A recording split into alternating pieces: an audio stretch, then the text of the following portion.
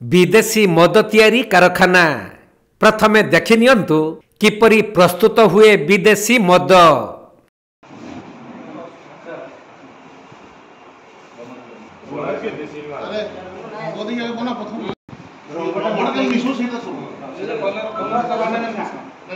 देखिले गोटे बाल्टी रे विभिन्न प्रकार केमिकल मिसाई बोतल बोतल तैयारी हेउथिला विदेशी मद, किंतु ए गुड़िक असली ब्रांडेड मद बोतल भितरे नकली मद। मद प्रस्तुति तैयारी देखि आपण माने जानी पारिथिबे। सरकार कहउछंती देशी मद बा अपमिश्रित मद पियो नहीं, केवल सरकारक द्वारा खोला जाइथिबा काउंटर को जाई मद पियंतु, ताहेले जाई आपण सरकारी मदुआ भावे परिगणित हेबे आउ राजकोष को आसीबो कोटी कोटी टंका।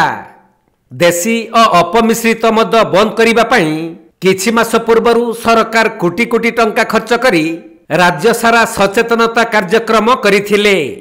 एहा परे परे अबकारी विभाग विभिन्न देशी मद भाटी उपरे चढ़ाऊ जारी रखिछंती। सेइथि पई एपरी नकली विदेशी मद कारखाना राज्यर विभिन्न स्थान रे ठाब हेउछि। किछि मात्रा रे धरा पडुथिले भी अनेक एहिपरि नकली मद कारखाना चलीछि। तबे एठी प्रश्न उठुछि जे एही नकली विदेशी मद केउठी बिक्री हेउथिला, काहेकिना विभिन्न समय रे देखा जाए जे सरकारी मद काउंटर रे मध्य एही नकली मद बिक्री होइथाय। तार गुटिया उदाहरण आपण मानक पाखरे उपस्थापन करूछु जे कोरापुट जिल्ला लक्ष्मीपुर अंचल रे सेठारे जणे मद काउंटर रो मैनेजर एहिपरि असली ब्रांडेड मद बोतल भितरे नकली मद भर्ती करी काउंटर रे बिक्री करुथिले, जेउथि पई से गिरफ होई जेल मध्य जाइथिले। तेबे एही घटनाटी हेउछि मयूरभंज जिल्ला बहलदा अबकारी अधीन तिरिंग ब्लॉक पांडुपाणी अंचल जटा ग्रामर गोटिए परित्यक्त घरे एहिपरि नकली विदेशी मद प्रस्तुत हेउथिला। आउ विभिन्न स्थान को ताहा चालान हेउथवा बेले कौनसी सूत्ररु खबर पाइथिले अबकारी विभाग।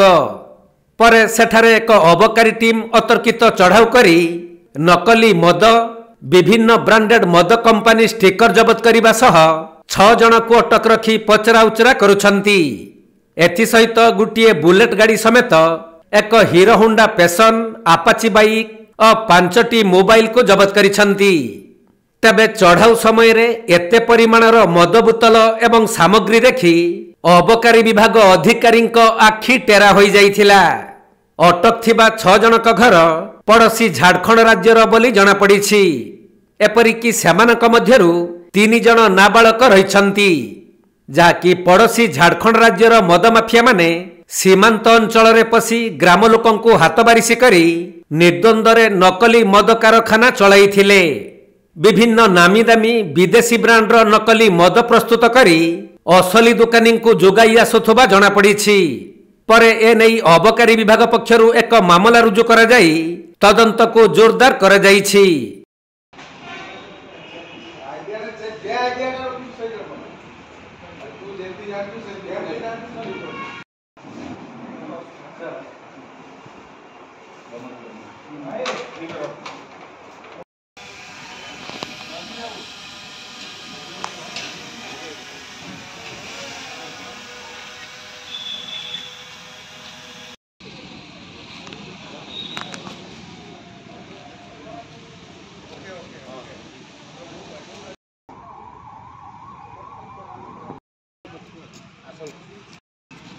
Mayurbhanj Gyanranjan Behera report, Konark live.